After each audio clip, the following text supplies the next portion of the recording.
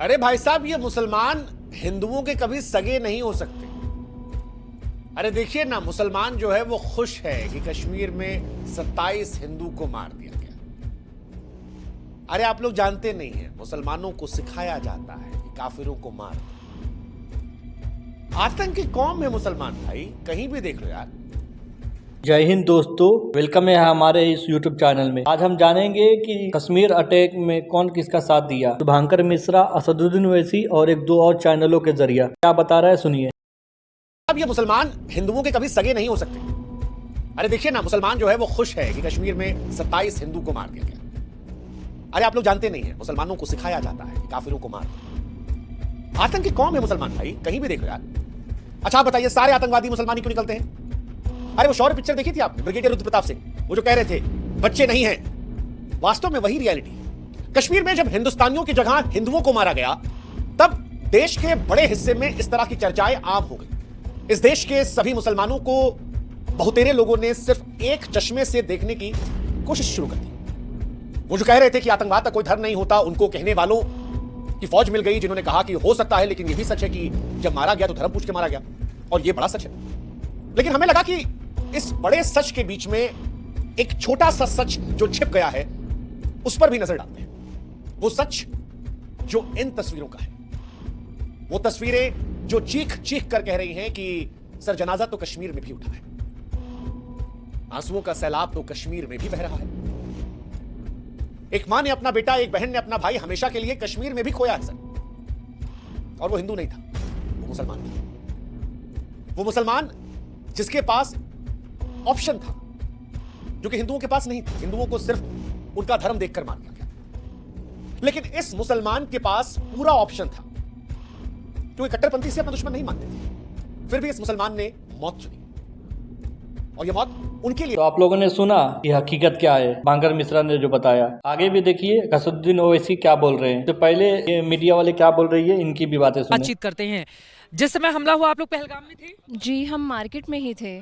क्या सुना था उस समय? एक्चुअली हम देख रहे थे कि लोग जो हैं वो बहुत वरिड हैं, तो हमने मतलब कंफर्म किया। तो यहाँ पर जो लोकल्स थे, तो उन्होंने देखा कि हम भी बाहर से ही हैं, तो वो लोग हमें प्रोटेक्ट करने लगे और उन्होंने बोला कि आप प्लीज़ हमारे घर चलिए। जितना भी मतलब इवन हम नहीं, रोड पर जितने आप लोगों को डर नहीं लगा कि वापस दिल्ली वापस जाना चाहिए? नहीं, बिल्कुल भी डर नहीं लगा, क्योंकि यहाँ के लोग इतने इतने बढ़िया से हमें इन्होंने अटेंड करा। बोला कि खाना आपको खाना चाहिए, हम खाना देंगे, पैसे चाहिए आपको पैसे देते थे हम, या आपको पानी, कोल्ड ड्रिंक, हर चीज़ पूछ रहे थे हमसे। और वो बोल रहे थे कि आपको अगर रात को रुकना है तो आप यहीं भी रुको हमारे घर में, आप बिल्कुल। और बल्कि उन्होंने हमसे ये तक का नहीं पूछा कि आप हिंदू हो या मुसलमान हो। ये पता नहीं क्यों लोग जो है उड़ाने के हिंदुओं को पकड़ पकड़ के ऐसा करा, ऐसा। वो तो आतंकवाद। मैम उस टाइम एक पैनिक वाला सिचुएशन था, तो हम लोगों को एक्चुअली पता नहीं लगा कि एक्चुअली इंसिडेंट हुआ क्या है। तो जो उन लोगों ने भी वहाँ गए, उन्होंने पहले हमें पानी ऑफर किया, उसके बाद उन्होंने बोला आप लोग रिलैक्स। सुना आपने? अभी भी कुछ कहना है इंडिया के मुसलमानों के खिलाफ? वर्णिता भाजपाई क्या बोल रही है, सुनिए। अगर नजाकत अली नहीं होते तो उस रोज कश्मीर में 11 लोगों की जान नहीं बचती। छत्तीसगढ़ का कपड़ा व्यापारी नजाकत अली, इन्होंने एक एक करके 11 लोगों की जान बचाई, आतंकियों को बेवकूफ बनाया और एक एक करके जो छोटे छोटे बच्चे थे, जो महिलाएं थे, जो पुरुष थे, उनको उस जगह से सुरक्षित बाहर निकाला। मेरा नाम नजाकत अहमद शाह है। मैं हालवन गनेंगुड में रहता हूँ और मैं एक टूरिस्ट गाइड हूँ, और मेरा 3 महीने विंटर में शॉल का काम रहता है छत्तीसगढ़ में। कुछ लोग 17 तारीख को यहाँ पे आए थे घूमने के लिए छत्तीसगढ़ से, चिरमिरी से। तो हम 2 इनोवा लेके गए थे, उनको जम्मू से रिसीव किया और यहाँ कश्मीर लाए। श्रीनगर में घुमाया, गुलमर्ग में घुमाया, सोनमर्ग में घुमाया, और लास्ट में हमने पहलगाम इसलिए रखा था क्योंकि पहलगाम उनको हमारे घर में लाना था और मेहमान नवाजी करनी थी, क्योंकि कश्मीरियों का पार्ट है मेहमान नवाजी। तक की जो लकी भाई है, वो मतलब मैं उसको भाई समझता हूँ, मेरा बड़ा भाई है। मैं उसके पास गया, मैंने उसको बोला घोड़े वाले बोल रहे हैं लेट हो गया, चलो चलते हैं। उसने बोला नजाकत इतने दूर हम आए हैं तो थोड़ा हम पूरा फोटोग्राफी कर लें, फिर हम चलेंगे। तो तब इसी दौरान 1-2 फायर हुए। तो उसने मुझे पूछा, लकी ने बोला ये क्या आवाज आ रही है? मुझे समझ नहीं आया। मैंने बोला पता नहीं पटाखे फूट रहे हैं क्या है। मैंने उसको बोला ये पटाखे बच्चे फोड़ रहे होंगे। तो उसी दौरान फायरिंग और बढ़ी, फायरिंग और होने लगी। तो फायरिंग जब होने लगी तो फिर उसने फिर पूछा। मैंने बोला भैया मुझे नहीं पता है ये क्या हो रहा है। तो सब हलचल मच गई और सब लोग नीचे जमीन पे लेट गए। और उसी दौरान लकी का बेटा लेके मैं भी नीचे लेट गया और टीटू की बेटी लेके 2 बच्चों को लेके मैं भी नीचे लेट गया। और जब फायरिंग बढ़ते बढ़ते जिप लाइन की तरफ बढ़ी तो मैंने पीछे से एक जाली नेट कटा हुआ था और वहीं से मैं लकी को लेके, उसकी बेटी को लेके, ये टीटू की बेटी को, लकी के बेटे को लेके मैं वहां से और अपने जो बाकी साथी थे उनको लेके वहां से निकल गया।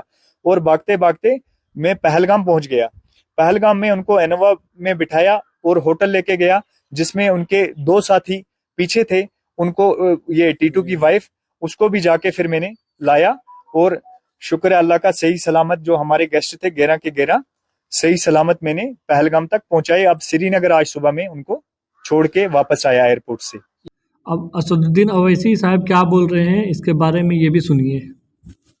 आप लोग जानते हैं कि कल पहलगाम में, वामीडोज में दहशतगर्दों ने, टेररिस्ट ने उस माउंटेनियस एरिया में वहां पर इनडिस्क्रिमिनेट तरीके से और मजहब पूछकर उन्होंने मासूम लोगों को वहां पर उनका कत्ल किया है। हम इसकी सख्त से सख्त अल्फाज में इसकी मजम्मत करते हैं, कंडेम करते हैं और हम उम्मीद करते हैं कि हुकूमत इन दहशतगर्दों को एक सबक सिखाएगी। और साथ ही साथ हम जो लोग वहां पर जिनको कत्ल किया गया, इन टेररिस्ट ने इनको मारा है, हम उन तमाम फैमिलीज के साथ खड़े हैं और हम जो जख्मी हैं हम दुआ करते हैं कि वो जल्द से जल्द सेहतयाब हो। दूसरी अहम बात यह है कि ये एक इंटेलिजेंस फेलियर भी है और हुकूमत को, नरेंद्र मोदी हुकूमत को देखना है कि उनकी डिटरेंस पॉलिसी कितनी कामयाब हो रही नहीं हो रही है। चौथी बात यह है कि उरी हुआ, पुलवामा हुआ, ये उरी और पुलवामा से ज्यादा कंडेमनेबल इंसिडेंट है ये, क्योंकि जो सिविलियन लोग हैं वहां पर जाकर ये टेररिस्ट जो हमारे पड़ोसी मुल्क से जरूर आए हैं और वहां से आकर यहां पर हमारी सरजमीन पर मासूम लोगों को उनकी जान लेते हैं और बड़ा दर्दनाक वाकया है ये, बल्कि ये मैसेकर है। और हम नरेंद्र मोदी हुकूमत से इस बात का डिमांड करते हैं कि वो अकाउंटेबिलिटी किसकी है फिक्स करें, डिटरेंस पॉलिसी को अपने देखें। और उरी और पुलवामा से बड़ा इंसिडेंट है और उम्मीद करते हैं कि हुकूमत इन तमाम जालिमों को सबक सिखाएगी और इनको, जो लोग मरे हैं उनसे इंसाफ होगा। और एमआईएम पार्टी उन तमाम खानदान और परिवार के साथ खड़ी हुई है जिनकी जानें गई हैं, और जो जख्मी हैं हम ये मुतालबा करते हैं, डिमांड करते हैं कि जल्द से जल्द उनको जो भी वहां पर तिबी इमदाद या मेडिकल फैसिलिटी जरूरत है उनको पहुंचाई जाए। और ये कंडेमनेबल इंसिडेंट है। इसमें कश्मीर में टूरिज्म इंडस्ट्री को बहुत बड़ा इससे नुकसान पहुंचाने की कोशिश की जा रही है। और ये टेररिस्ट जो आए हैं पड़ोसी मुल्क से, इनका एक ही मकसद है कि टेरर फैलाया जाए, मासूम लोगों की जान ली जाए। और इनका एक तरीके से वहां से आना यहाँ पर हमारी सरजमीन पर और आकर इस इलाके को चूज करना, क्योंकि आप करें आप देखेंगे पहलगाम में वो मेडोज जो है वहां पर घोड़े के ऊपर जाना पड़ता है आपको, रोड भी नहीं है। तो बड़ा ही दर्दनाक और तकलीफदेह बात है। और गवर्नमेंट ऑफ इंडिया और नरेंद्र मोदी सरकार से हम यही कहते हैं कि ये उरी और पुलवामा से ज्यादा खतरनाक और दर्दनाक है और जितना जल्दी हो सके गवर्नमेंट उन परिवारों को से इंसाफ करे। और हम तमाम कंडेम करते हैं और उम्मीद करते हैं कि हुकूमत इस पर एक स्ट्रिक्ट एक्शन लेगी। क्या बोले? तो स्टेटमेंट में दिया हूं वो उतना काफी है। अब ये बाद में बोलेंगे सिक्योरिटी कैसा होना, बोलते तो सिक्योरिटी फेलियर हुआ है ना, वहां पर सिक्योरिटी फेलियर हुआ है। क्योंकि आप देखिए पिछले साल रीसी एक एरिया है, ये वैष्णो देवी करीब है, वहां पर भी 9 टेररिस्ट को पिछले साल जुलाई में मारे थे। रीसी इन वैष्णो देवी लास्ट ईयर जुलाई में, एग्जैक्टली लास्ट ईयर जुलाई में 9 टूरिस्ट को वहां पे आके लोग टेररिस्ट आकर पाकिस्तान से वहां पर उनका मर्डर करे, उनको हमला करे उनके ऊपर।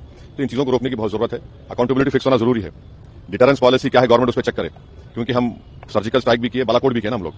और तीसरा यह है कि गवर्नमेंट को समझना चाहिए कि ये उरी और पुलवामा से ज्यादा दर्दनाक है ये। और उम्मीद करते हैं कि ये जो टेररिस्ट पाकिस्तान से क्रॉस करके आए इनको गवर्नमेंट ऑफ इंडिया सबक सिखाएगी और इंसाफ करेगी जिन लोगों की जाने। इतनी सच्चाई आप लोगों के सामने। वीडियो अच्छी लगी हो तो चैनल को लाइक एंड सब्सक्राइब जरूर करें।